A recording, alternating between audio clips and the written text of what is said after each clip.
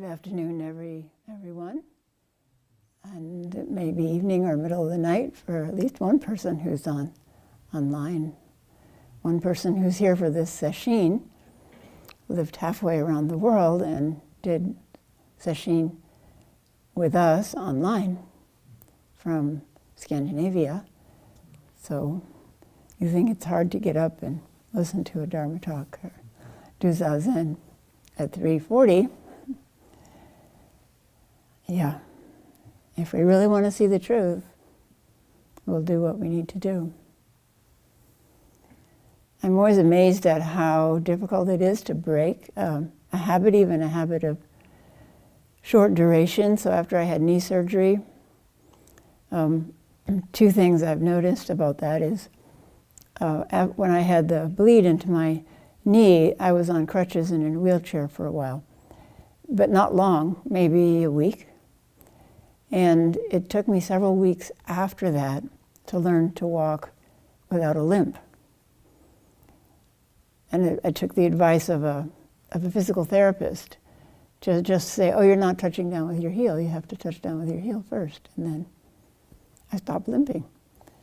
But that was only a habit of 1 week duration that persisted.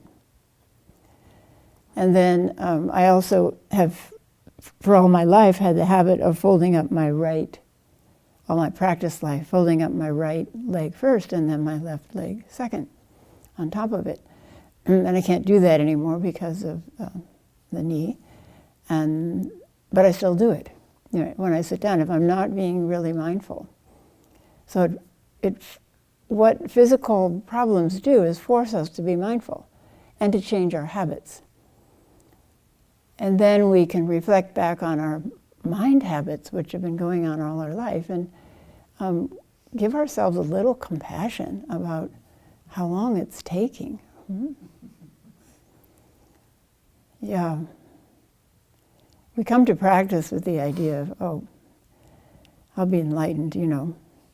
First session? I don't know, maybe third session? Nope.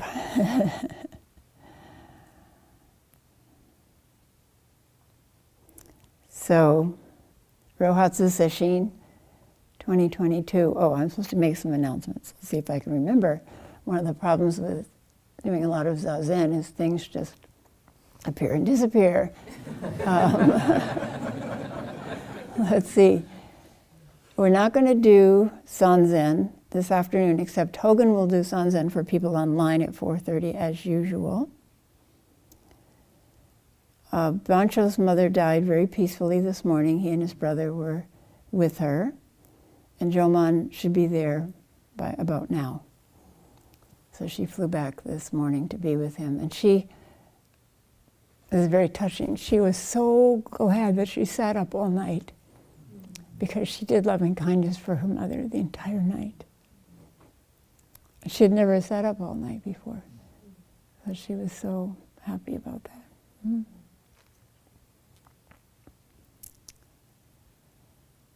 So tonight we'll have a special ceremony which we'll talk about. Hogan will explain it. It's called Chozen. And it's a very interesting ceremony. And when we used to do sesshin jointly with Dharma Rain Zen Center, they would end sesshin with Chozen. So everybody has a chance to ask a question if you want to. You don't have to, but if you want to, you can come up and ask a question and then the teacher will respond. And one of the advantages is that, you know, we only know our own Sanzen in this tradition. It's one-on-one, face-to-face. Yes, face-to-face, yeah.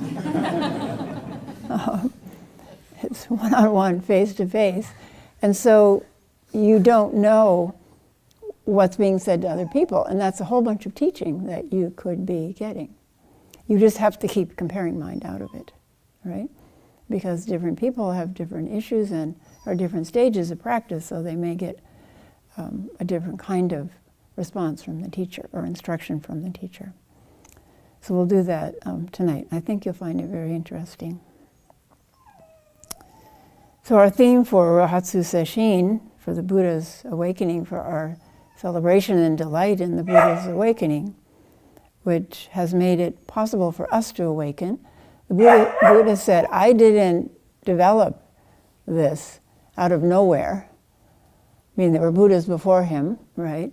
But he said, I just discovered an old path, overgrown, like an overgrown path in the jungle, and I walked it back and forth and back and forth and back and forth as he practiced diligently until it was open for everyone. And then he provided guidance for us about what that path was. Everyone is original nature. This is what we celebrate, and also what we work towards realizing. Realizing is kind of an intellectual word. It's thorough realization, body, heart, and mind realization. So from Huang Po, our original Buddha nature is, in highest truth, devoid of any atom of objectivity. It is fluid, omnipresent, silent, pure. It is glorious and mysterious, peaceful, joy, and that is all. Enter deeply into it by awakening to it yourself. Your total life is it, in all its fullness, utterly complete. There is nothing beside. This Dharma is absolutely without distinctions, neither high nor low. We call it Bodhi. It is the pure foundation of awareness. Foundation of awareness, not awareness itself, which we talk about in terms of practice, aware mind or aware of awareness. But this is the foundation of awareness, which is the source of everything, and which, whether appearing as sentient beings or as Buddhas, as rivers and mountains of the world, that which has form, that which is formless, or as penetrating the whole universe, is absolutely without distinctions, there being no such entities as selfness and otherness. Above and below and around you, all is spontaneously existing, for there is nowhere which is outside the Buddha mind.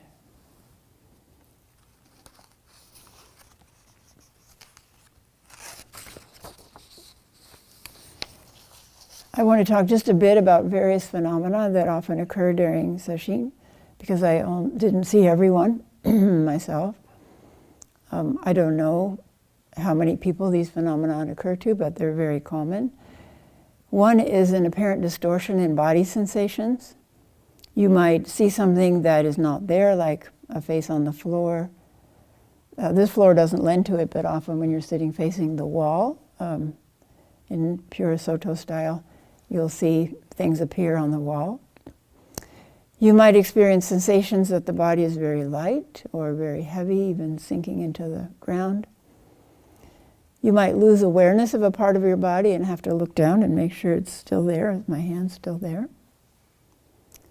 You might hear sounds that have no apparent source, like hearing distant bells or voices. You might become very hot or very cold, or part of your body become hot. I used to, when I was sitting at ZCLA, and sitting became well developed, one half of my face would get quite hot. These phenomena are called makyo in Japanese, which technically means illusions. It occurs, so I'll talk about illusions in a minute, but it occurs when we have this tightly woven sense of reality, and through Zazen it begins to loosen, and then other aspects of reality peek through the holes. How to work with them? First, to know that what we ordinarily perceive as human beings is a very, very small part of reality. There's so many examples, but simple examples. There are many animals that can perceive UV light. Among them, bees and butterflies, and some flowers, if you shine a UV light on them, they have stripes pointing to nectar is here. And cats and dogs have UV vision and mark their territory with urine, which glows under the UV spectrum of light. So they can see where their territory is or where their territory has been invaded, or follow a trail. Bats use ultrasound to map the territory around them, so pitches higher than we can perceive. And cattle actually can hear ultrasound better than dogs. Dogs are known for their hearing, and there are, of course, ultrasound whistles that are silent to humans, but dogs will respond to. And whales and elephants communicate with infrasound, deeper than what we can hear. In fact, there was a woman who was up at the zoo in Portland maybe 15 years ago. She was a researcher, biologist, and she was watching the elephants, and she realized that she could feel vibrations with her feet. And it reminded her of how she felt when she was out whale watching. She was a whale biologist. So she got curious about whether elephants were communicating in infrasound. And they were. Turns out they listen partly with their feet. And they're constantly communicating, just like whales. But just those names, ultrasound and infrasound, above and below what humans can perceive, tells you how people-centered our idea of reality is. So all around us, there are sounds and things we can't see. Recently, I saw a video of a baby that was being held in its mother's arms during a boat trip, a whale watching trip. And the baby suddenly alerts and begins going, ew, ew, ew. And the adults look at it and they go, oh my gosh, can he hear whales? And then suddenly the whales break. Breach right next to the boat. So maybe we could hear, well, I'm sure we could hear better when we were younger. Yeah. So how to deal with makyo? When odd sensory phenomenon occur, don't add anything to them. So just notice and let them, like everything else, emerge, manifest, and disappear. So just notice and stay with what's occurring. Don't try to prolong it, which is clinging. Like, oh, great, now we're getting somewhere. This is like my first drug trip, you know. Or be frightened by it. Oh no, I'm going crazy. Just be with it, like with all other phenomena, until it eventually disappears. Often during sesshin, people report encountering fear. This is a very, very common issue that people bring up. They say that they feel that they're approaching something very significant, something that draws them inexorably forward, but at the last moment they become frightened and pull back. This is completely normal. The self is naturally afraid of something that might mean that it no longer occupies the place of all-controlling dictator in our life. Why would you jump into deep water of unknown depth? Water that might be hiding dangers that the mind cannot anticipate. That doesn't make any sense to the rational mind. So just know that this phenomenon happens, and just be willing to go to that edge and remain there a little longer, a little longer, a little longer, each time. And eventually, either you'll take the step or you'll fall off like Hogan described the guy somersaulting off the ton onto the floor, and waking up and going, oh, everybody's sitting on the wall. So eventually, you'll fall in, or the waters will arise and take you over. While Huang Po, the verse quote that we have been reading for Sesshin, this is somebody describing him. While he was an uncompromising and somewhat fearsome Chan teacher, he understood the nature of fear in students when they heard the doctrine of emptiness and the void. And he said, those who hasten toward it, the void, dare not enter, fearing to hurtle down through the void with nothing to cling to or to stay, hold their fall. So they look to the brink and retreat. So the analogy I often use is, you've never seen the ocean before, and you go and see the ocean is, whoa, it's a lot bigger than you thought. And it looks like it's a lot deeper, you realize, whoa. And it goes all the way across the Pacific to Hawaii, whoa. And then you see some people out there and they say, come on in, it's really nice, it's really fun, just jump in. And you put your foot in and then you snatch it back because your toes disappeared. And then you realize, oh, I still have my toes, and they're saying, come on. You know, the teachers are saying, come on. And then you go in a little deeper and your feet disappear. And then you jump out and you're afraid. But then you realize, oh, I still have my feet. And then gradually you end up swimming and having a wonderful time. Every person here, every person in the entire world is fully endowed with original Buddha nature. But how to experience it and how to experience the relief of suffering that it brings. So during Sesshin and outside of Sesshin, we teach different methods. Concentration practices like mantra. So sometimes people, if their mind is very agitated, will chant mantra and match the speed of the mantra to how wild their mind is. So if their mind is really carrying on, the Om Ka Ka Ka Visamma Esoka Om Ka Ka Ka. So you're replacing something that's not very helpful, turmoil in the mind, with something that is helpful, the mantra calling on the qualities of, in that case, Jizo Bodhisattva. And then as the mind quiets down, Om Ka Ka Kavi. So mantra practice, or being aware of breath or of sound. And we also teach wide open awareness practices like shikantaza. What I feel is most important to talk about on this last full day of Sesshin is developing the ability to leave behind the mind that is constantly thinking and open the mind into pure awareness.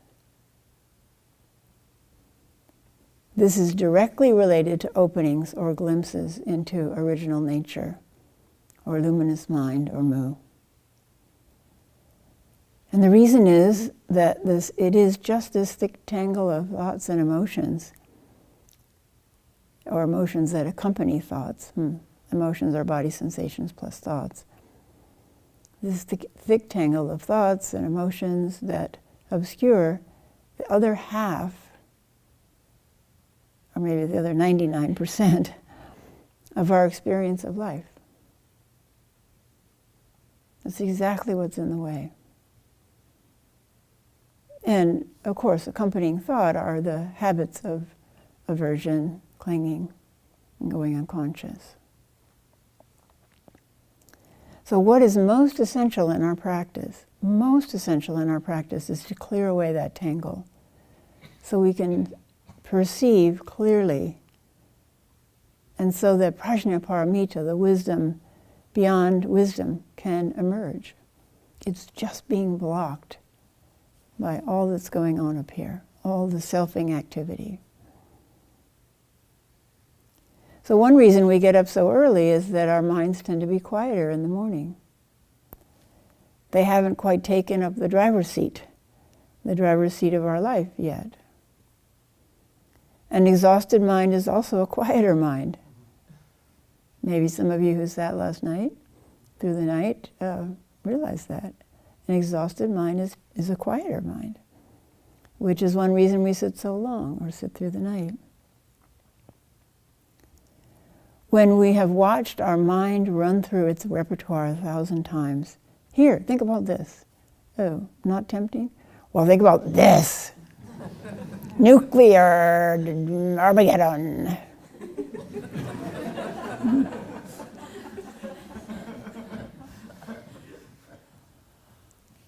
But eventually, as we sit day by day, we begin to ignore its chatter. And we discover that quiet mind is actually quite restful. And the ordinary mind becomes convinced that there's a benefit to resting. That's key. The ordinary mind has to realize, oh, gosh, I'm clearer. I don't have anxiety clouding everything that I think about, the future or the past. Maybe she's right. Maybe this is good for us, says the small mind. So we can discover that the quiet mind is actually quite restful and is able to ponder questions that we were unable to look deeply into before. You may have noticed that after vigorous mu chanting that the mind is quiet for a while.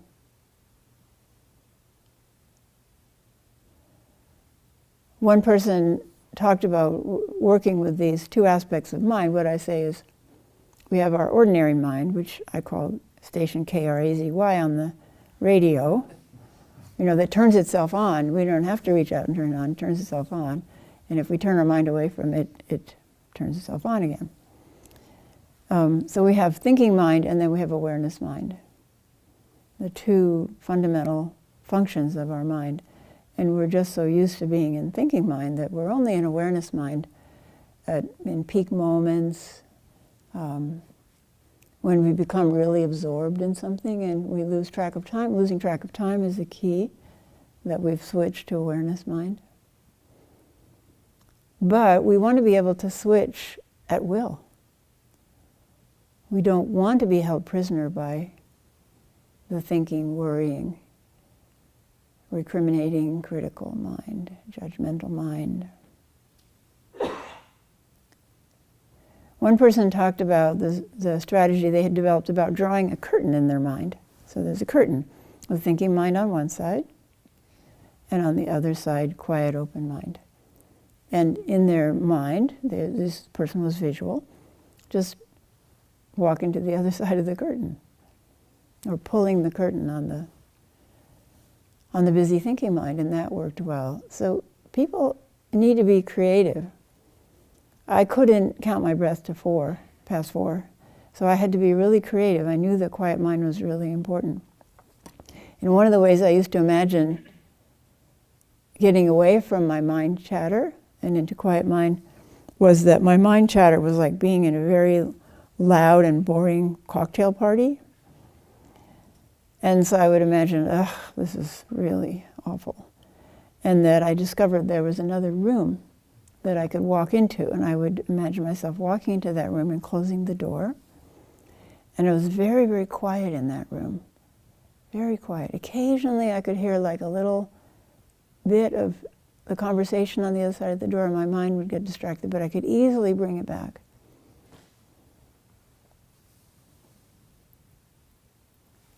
And I relished the silence in that room so much that it was very easy to let those little bits of conversation thoughts go.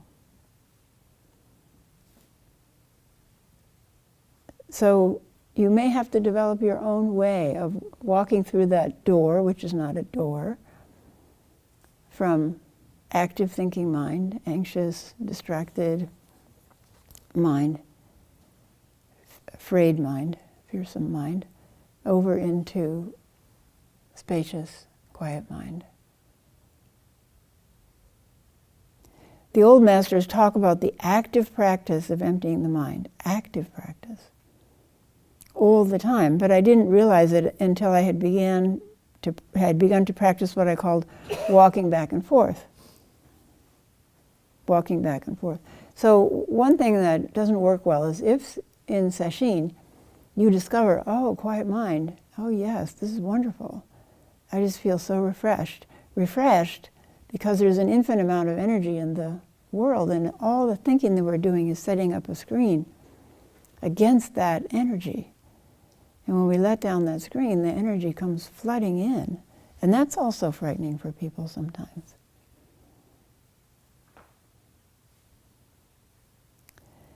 So I had begun to practice walking back and forth, which is essential in your daily life after you leave Sesshin, to keep practicing quiet mind, active mind, quiet mind, active mind.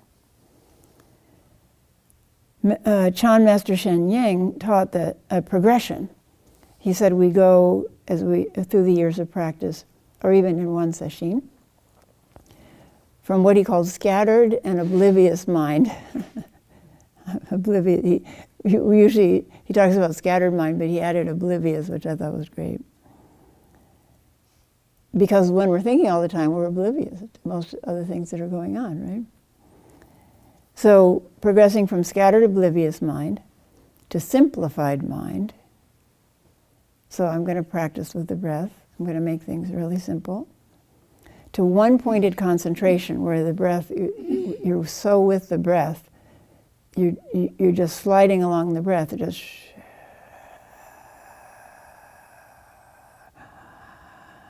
without any gaps, at least for a period of time, to then clear open awareness. So this is one path of experience that people have when they're doing, especially when you're doing Sesshin. And when you begin to experience quiet or even silent mind, you will discover that masters, old and new, from China, from India, from Korea, from Japan, all talk about silent mind as essential, as absolutely essential. And I'll read you some examples. So this is from Roshi, who is now 83. To be present in each and every moment rather than previous mind moments is Zazen. To be present in each and every moment rather than previous mind moments is Zazen.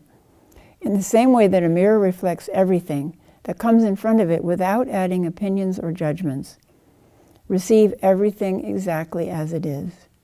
When thoughts come up, do not give them any attention. Eventually they won't come up anymore. Hang on to nothing at all, without anything to be moved around by. Settle deeply into this inner space. This is what Zazen is. As Rinzai put it, in each and every mind moment, not adding any secondary thinking. This is worth more than 10 years of pilgrimage or 10 years in the dojo. When you see or hear something, leave it at that first impression. Don't think about what is yet to happen. Be fresh and ready for what does happen.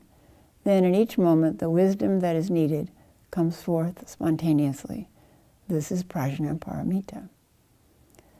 It's kind of ironic that our mind thinks that it can keep us safe and prevent us from falling into danger by thinking all the time and talking to us all the time and warning us or criticizing us all the time.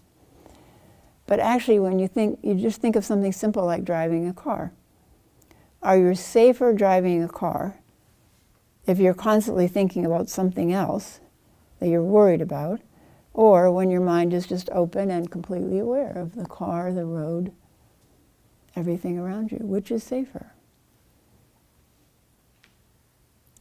This is from Dogen Zenji, his writing Zazengi, which is means the point of Zazen, in 1242, when he was 42 years old. This was a Dharma talk, part of a Dharma talk. He wrote, or he said, and it was written down, Yao Shan, who was later honored as Great Master Hong Dao, and in our lineage is Yaksan Igen, who lived in the 700s and into the early 800s. Great Master Hong Dao, Yaksan Igen, was sitting. A monk asked him, in steadfast sitting, what do you think?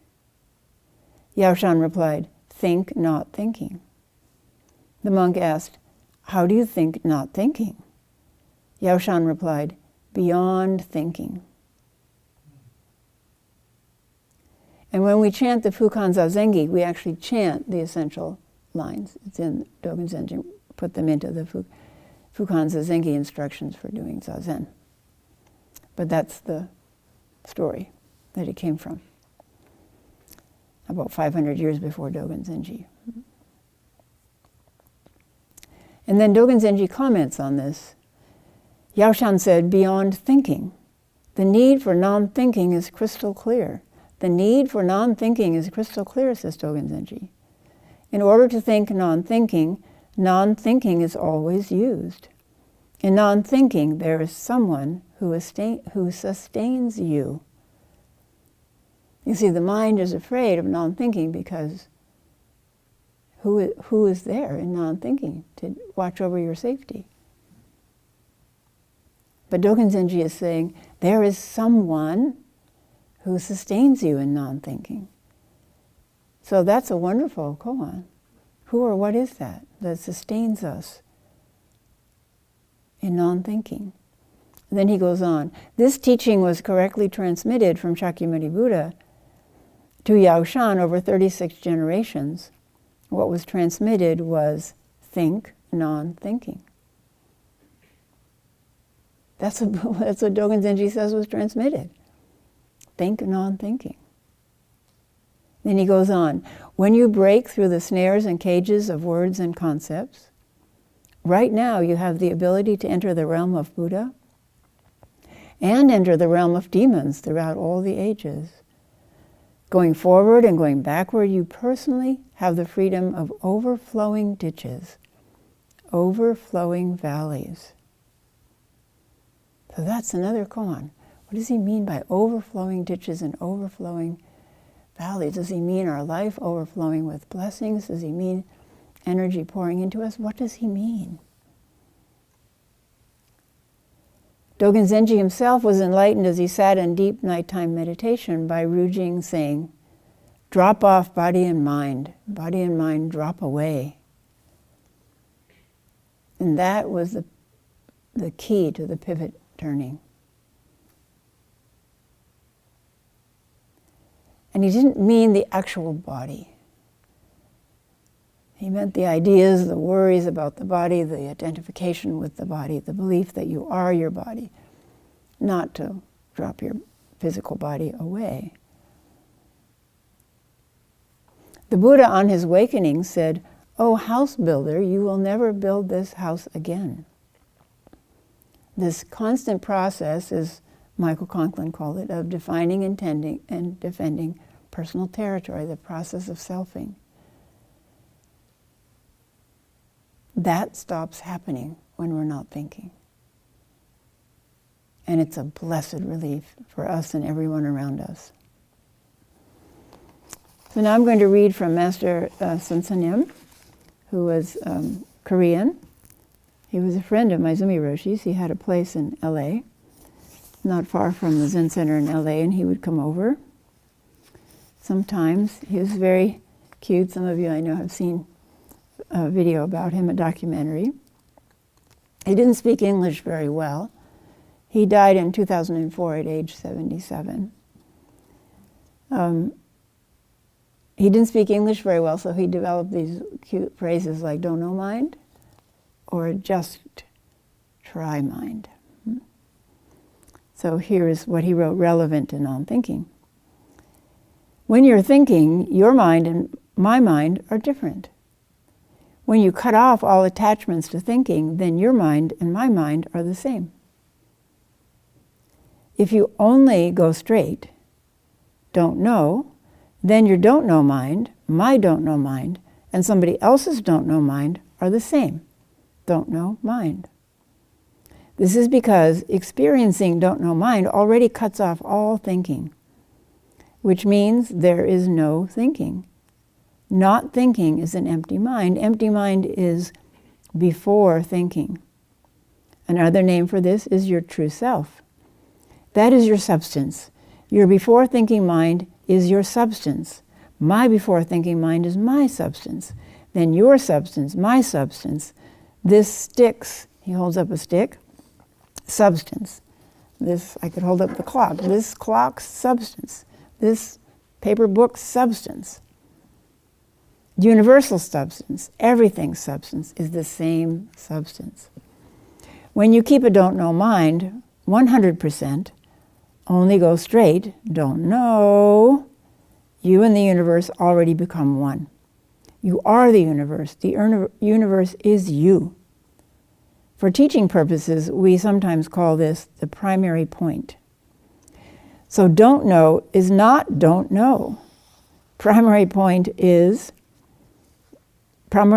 name is don't know. Does that make sense? We call it a name, that makes it an object, right? But sometimes people call this point mind, or Buddha, or nature, or absolute, or holiness, or energy, or consciousness.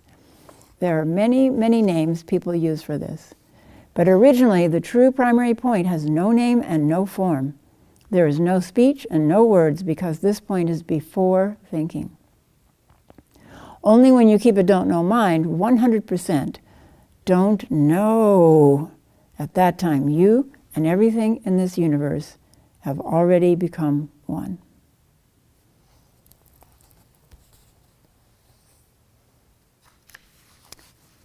Now I'd like to read about this from Master Heng Sure. Master Sun Sun Nim had 10 American transmitted disciples, and many of them are my age, so they're friends of ours.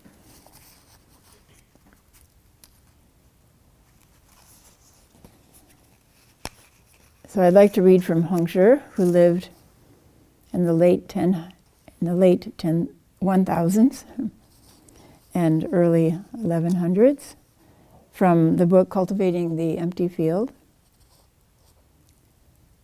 Cultivating the Empty Field is not a poetic reference. It's literally true. It means the originally empty field of our mind.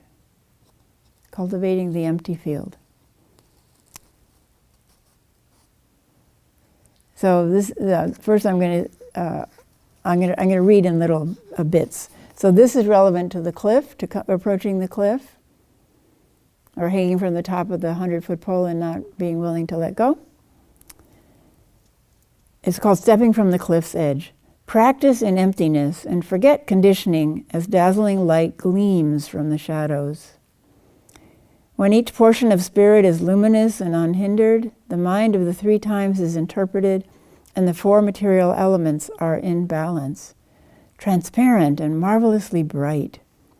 In solitary glory for multitudinous kalpas, a patch-robe monk can practice like this and not be bound by life and death. In upright practice, let go from the edge of the high cliff, not grabbing anything. The ropes around your feet are severed. In wholeness, take one step. The Buddhas and ancestors all do not reach one's own genuine, wondrously illuminating field, which is called oneself. At this juncture, sustain the family business. Just when involved in deliberations, turn around from the stream of thoughts. Turn around from the stream of thoughts. Empty with enduring spirit, pure with enduring illumination, clear and white. Reed flowers and bright moonlight are mixed together. Oars pulled in, the solitary boat drifts past without difficulty. Oars pulled in. That's when you stop rowing and you enjoy the solitary boat drifting without difficulty. So that's Heng Sure talking about stepping from the cliff's edge. And then these are bits and pieces about how to practice, which are relevant to the theme of the quiet or the empty mind or the clear, bright awareness. This is called the bright, boundless field. The field of boundless emptiness is what exists from the very beginning. You must purify, cure, grind down, or brush away all the tendencies you have fabricated into apparent habits. Then you can reside in the clear circle of brightness. Utter emptiness has no image. Upright independence does not rely on anything. Just expand and illuminate the original truth, unconcerned by external conditions. In this field, birth and death do not appear. The deep source, transparent down to the bottom, can radiantly shine and can respond unencumbered to each speck of dust without becoming its partner. The practice of true reality. The practice of true reality is simply to sit serenely in silent introspection. When you have fathomed this, you cannot be turned around by external causes and conditions. This empty, wide-open mind is subtly and correctly illuminating, spacious and content, without confusion from inner thoughts of grasping effectively overcome habitual behavior and realize the self that is not possessed by emotions. You must be broad-minded, whole, without relying on others. Here you can rest and become clean, pure, and lucid. Bright and penetrating, you can immediately return, accord, and respond to deal with events. Everything is unhindered. Sit in meditation and entirely cut off causes and conditioning and language of the 3 times, past, present, and future. Reaching this, you cannot attach to a single dust mote. Only in silent serenity is the self known, full-spirited in its own glory, no stranger to sages, not diminished with worldly people, meaning not diminished when you are working with worldly people. From the beginning, only this is the single affair of the old home.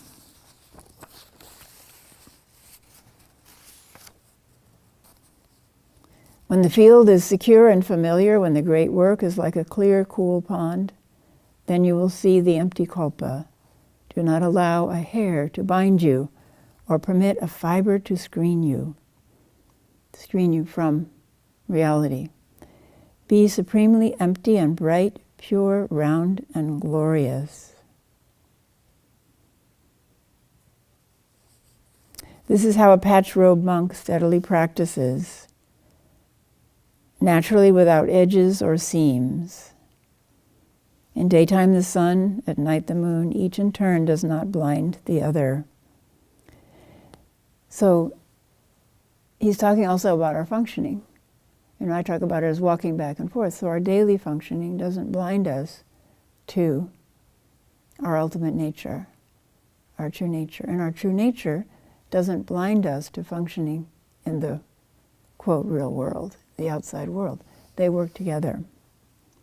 To gain such steadiness, you must completely withdraw from the invisible pounding and weaving of your ingrained ideas. If you want to be rid of this invisible turmoil, you must just sit through it and let go of everything. Illuminate thoroughly, light and shadow altogether forgotten. Drop off your own skin, and the sense dusts will be fully purified, the eye readily discerning. Right in here, the central pivot turns, the gateway opens. You accord and respond without laboring and accomplish without hindrance. And then this last reading is about discerning and accepting our function. Discerning and accepting our function in the world. A plowman on the shining field. The shining field is, of course, the field of our awareness. And our practice is plowing it, cultivating it. From the outset, patch-robe monks have this field that is a clean, spacious, broad plain. Gazing ahead beyond any precipitous barriers, within the field they plow the clouds and sow the moon.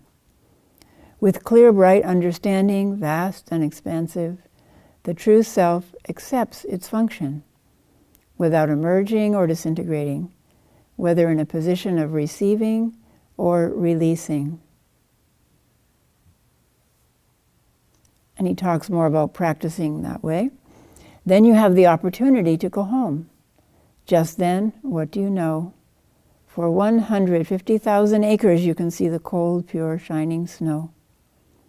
Observing this well, one can be a strong plow person. Patch-robe monks roam the world, constantly emptying and expanding their minds. Without the slightest remnant held inside, they can respond appropriately, not hindered by beings, not tangled up by dharmas.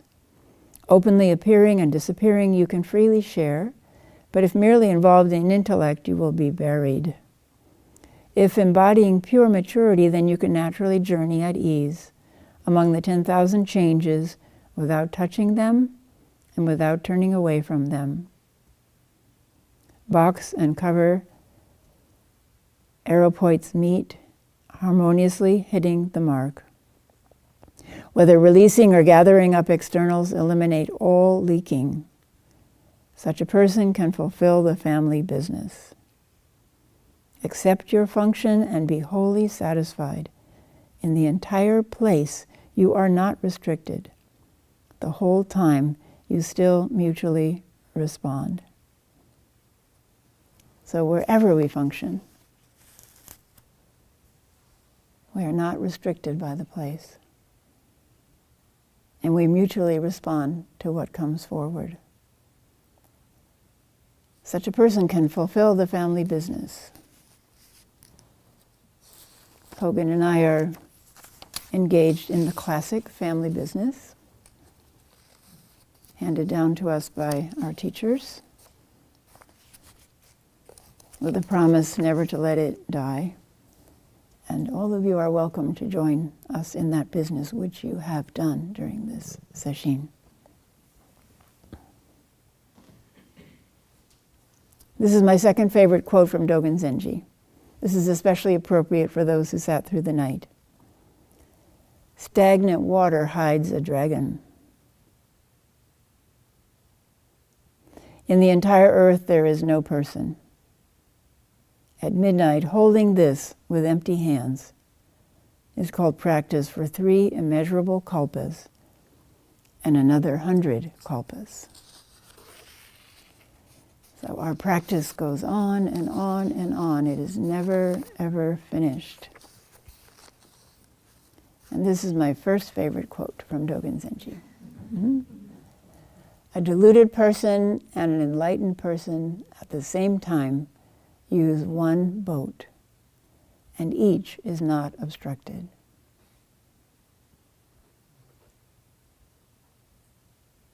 Every person, every being, every one of you is enlightened nature. Please keep on practicing until you realize this more clearly than Hogan and I do.